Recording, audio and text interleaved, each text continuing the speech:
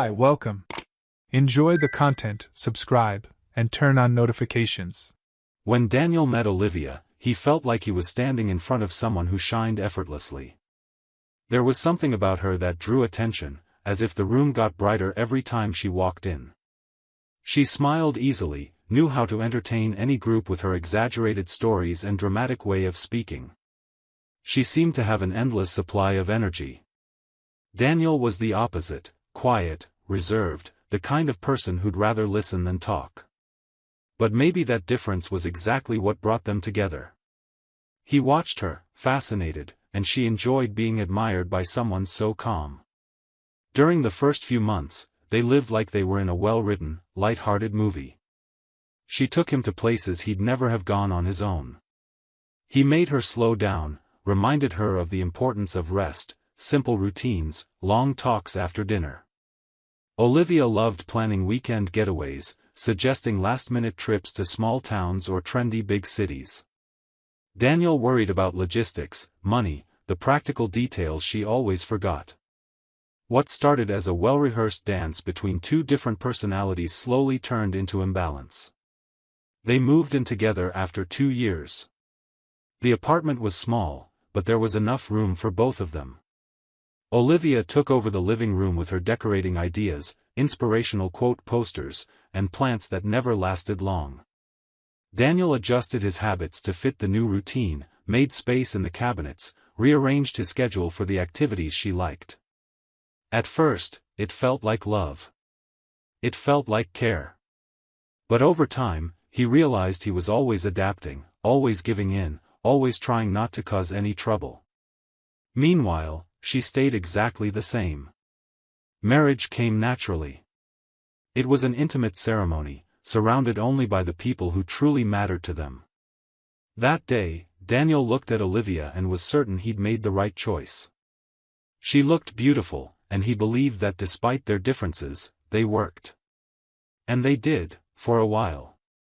Olivia loved posting pictures of them on trips, smiling with wine glasses or feet in the sand. Daniel smiled in the photos, but carried the weight of keeping that life going, the bills, the commitments, the sacrifices. Over the years, the days got quieter. Her good mood started showing up more around friends than with him. The jokes stopped being funny at home. She went out often for events, motivational talks, work gatherings, while Daniel stayed late at the office, always saying he needed to keep everything in order. Their bedtime conversations turned into monologues or tired grumbles. Sometimes, she didn't even sleep there. She'd say she was at a retreat, a course, something that would transform her energy. Daniel pretended to believe her. Not because he was naive, but because he was exhausted. He tried talking, tried creating space for her to say what she really felt. But Olivia always gave vague answers, made jokes to ease the tension, or simply changed the subject. Slowly, he started emotionally detaching.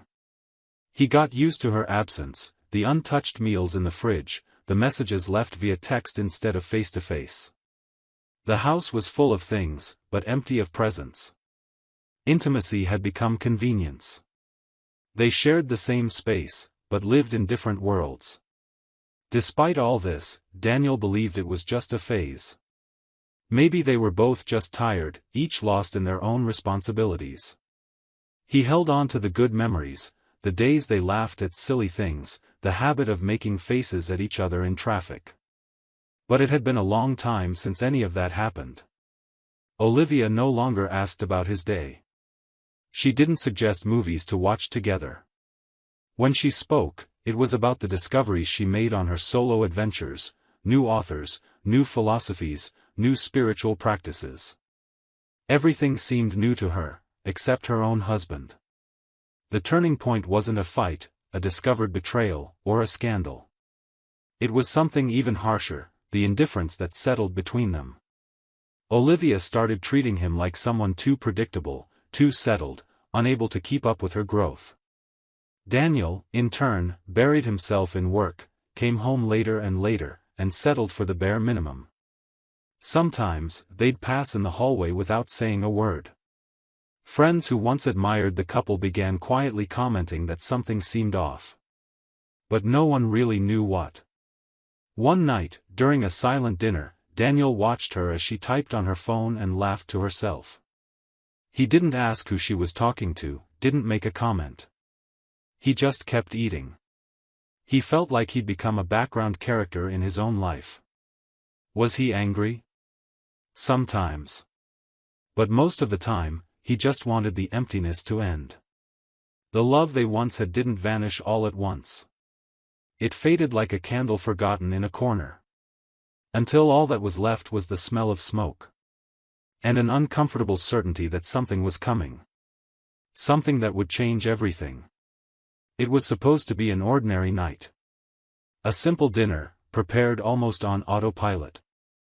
Daniel had gone to the market, like he did every Tuesday, bought the usual ingredients, and returned home. Olivia was there, sitting at the table, scrolling on her phone. She didn't even look at what he brought.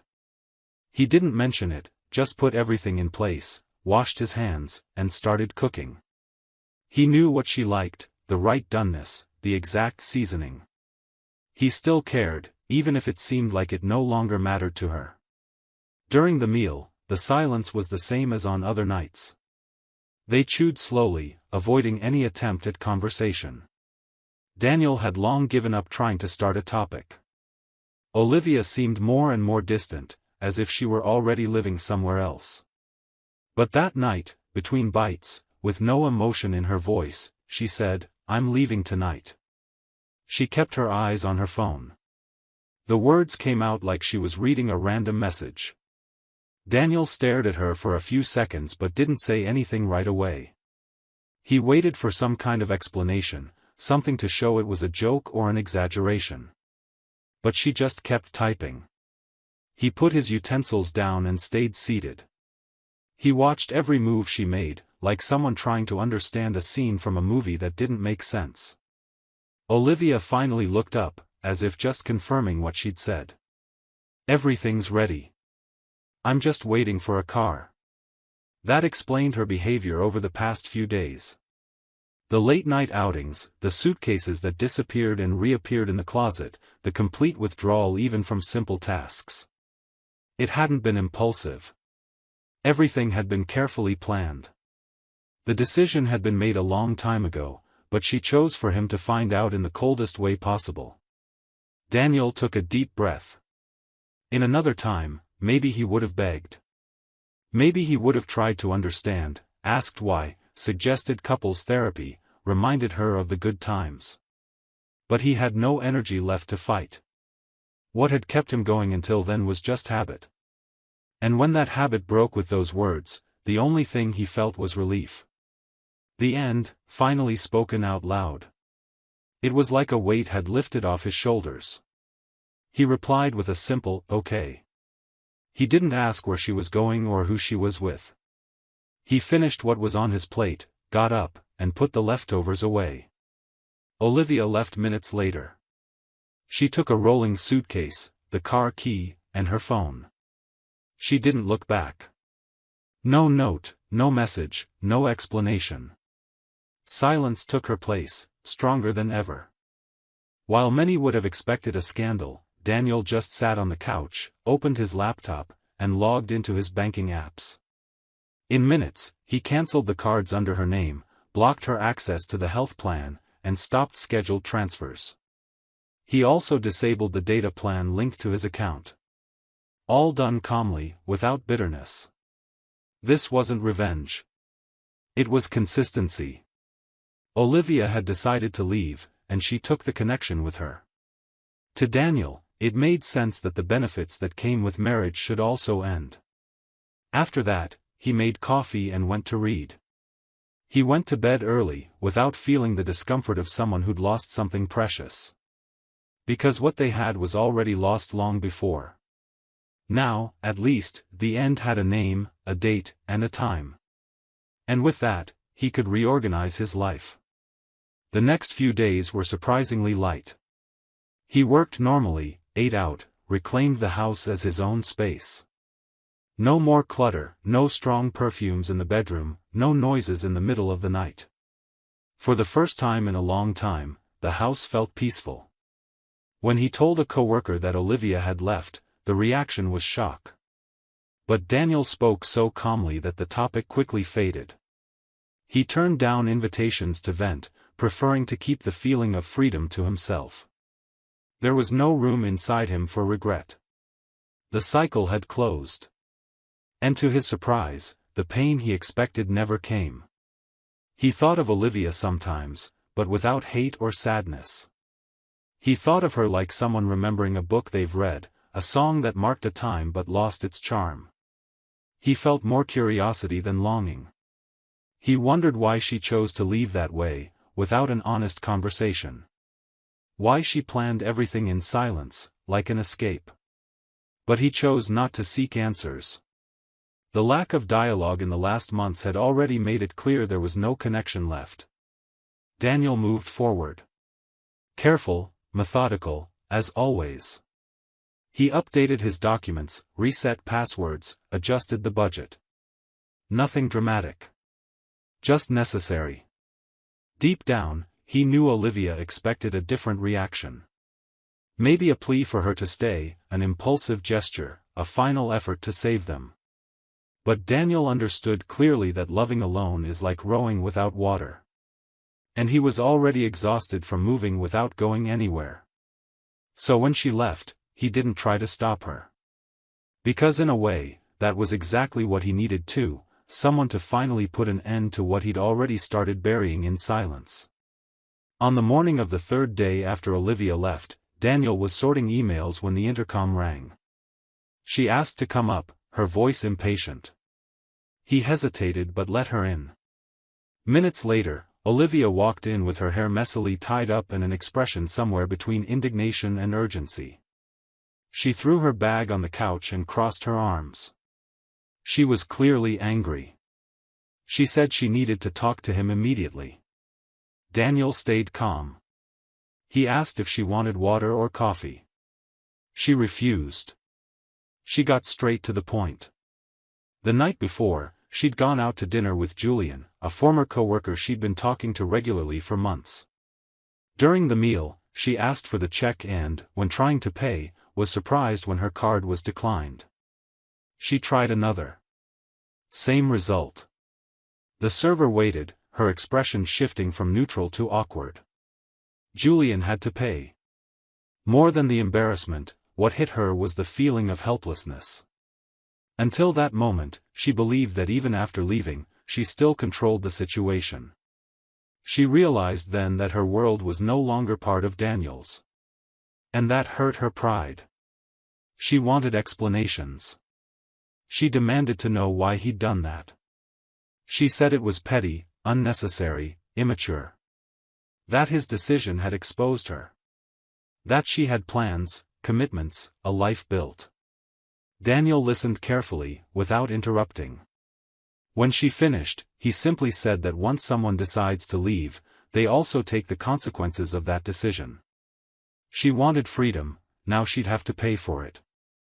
Olivia refused to accept it. She started yelling that everything he did was calculated. She said he wanted to see her suffer. That he was acting controlling. That he'd always been cold, distant, predictable. Daniel didn't react.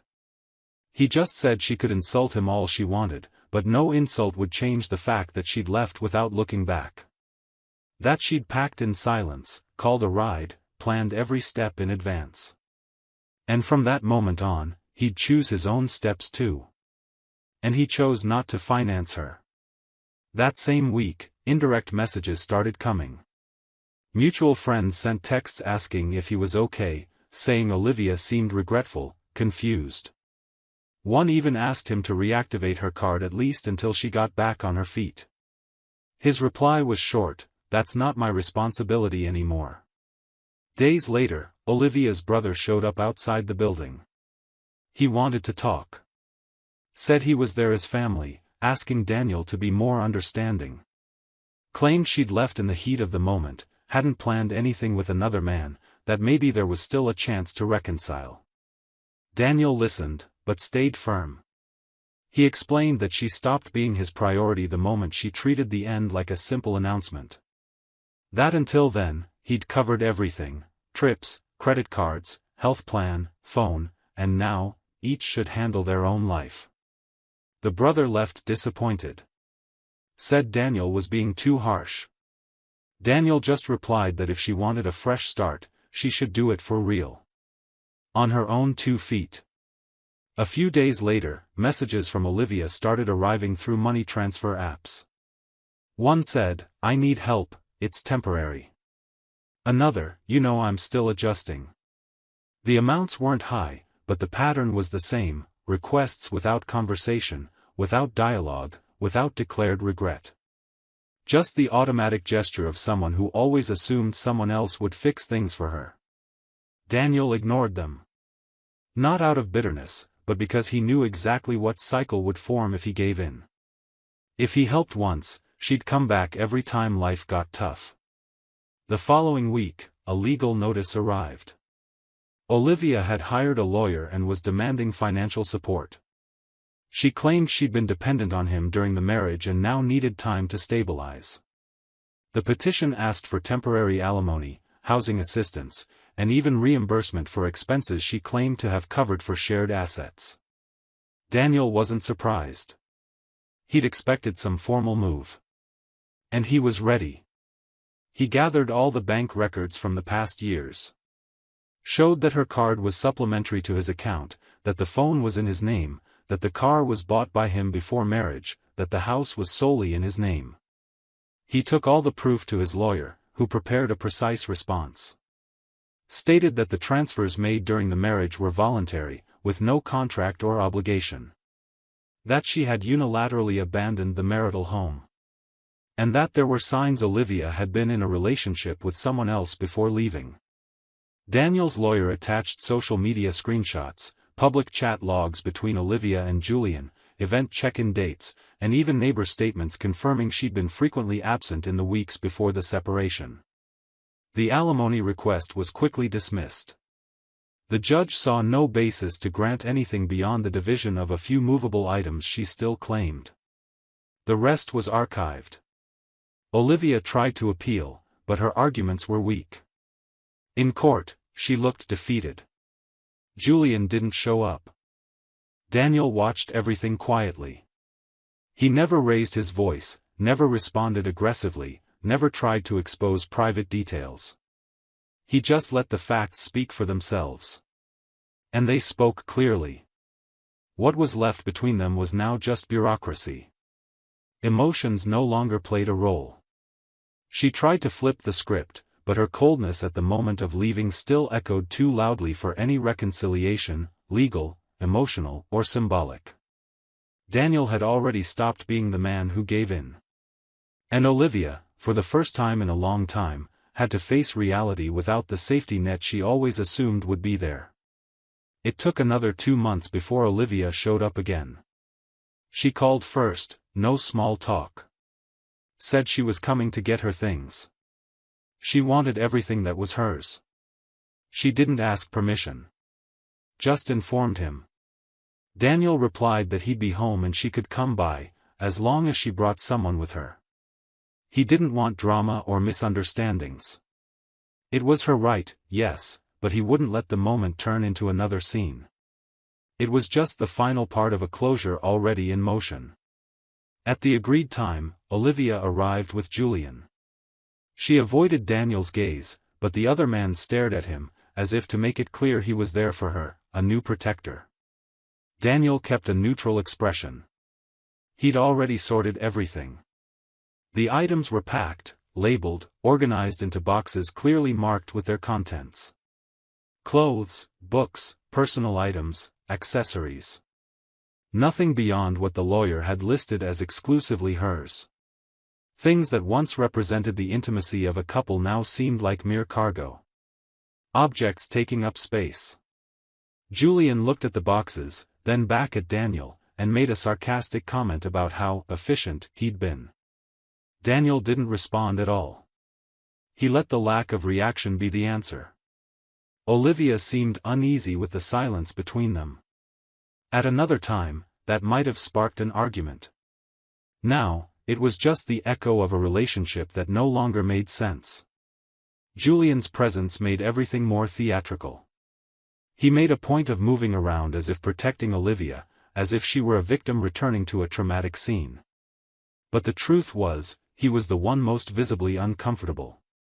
The awkwardness of being in that house, surrounded by memories that weren't his, with a man who clearly ignored him as if he were invisible. There was no room for conflict. Daniel didn't want Olivia back, and that seemed to be the biggest frustration for the man who'd come trying to prove otherwise. They took the boxes. Nothing was left. The house, once so full of contrasts, now felt clean. Daniel ended that day with the feeling of a task completed. There was no sadness. No immediate relief either. It was a page turned quietly, without dramatic explosion. Days later, he called the realtor and put the property up for sale. It no longer made sense to keep that space. He bought a smaller, well-located, practical apartment. It was the start of a new chapter, without the weight of the past. As he organized his new place, he found out Olivia had gotten a job at a cosmetics store. She'd aimed for a higher position, but without specific qualifications and with an unstable history, she had to accept a customer service role. She was seen a few times at a mall, arranging shelves and demonstrating products. Julian disappeared from her social media. Mutual friends mentioned, without details, that he'd pulled away after the court hearing. Apparently, the relationship fell apart quickly when illusion gave way to reality. Daniel listened from a distance, no longer involved. He didn't wish her harm, but he also had no room inside to feel compassion for someone who'd tried to hurt him. He preferred to look ahead. He reorganized his routine, picked up old hobbies, resumed long walks, enrolled in an online course. He used the free time to rediscover who he was when no one demanded anything from him, when no relationship pressured him to maintain two worlds. For the first time in many years, he didn't need to explain himself. His only obligation was to himself. Close friends noticed the change. There was more lightness in how he spoke, more pause in his decisions. He started going out more, not out of need, but desire. He reconnected with old colleagues, picked up conversations he'd put on hold. At one gathering, someone remarked how different he seemed. Daniel replied that, for the first time, he felt whole. No anxiety, no waiting, no demands that masked neglect. He reflected in silence on how it all happened, without shouting, without obvious betrayals, without public scandals. What destroyed the marriage was indifference, lack of care, absence of reciprocity. It was the silence between two people who stopped seeing each other. Olivia had the chance to keep what they'd built, but chose another path, and that was fine. Daniel just learned to value what couldn't be bought: respect, emotional stability, and the peace of lying down without owing anything to his own conscience. When he signed the sale of the old house, it felt like officially closing a chapter. He walked out to the balcony of his new apartment, watched the city in motion, and smiled. He had less space, fewer belongings, fewer obligations. And yet, he'd never felt so free. He finally understood that true victory wasn't about punishing anyone or proving he was right.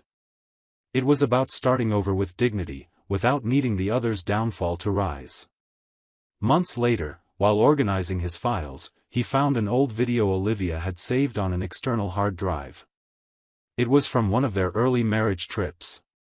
She was dancing in a local restaurant, and he was watching her with that goofy look of someone who believes love is enough.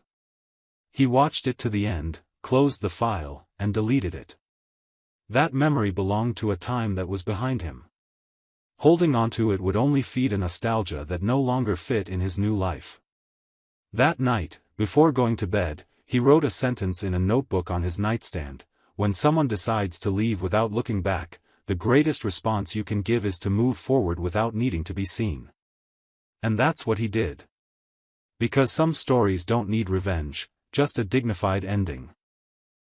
Thank you for watching the video. If you enjoyed it, don't forget to subscribe to the channel and turn on notifications so you won't miss any updates. See you next time.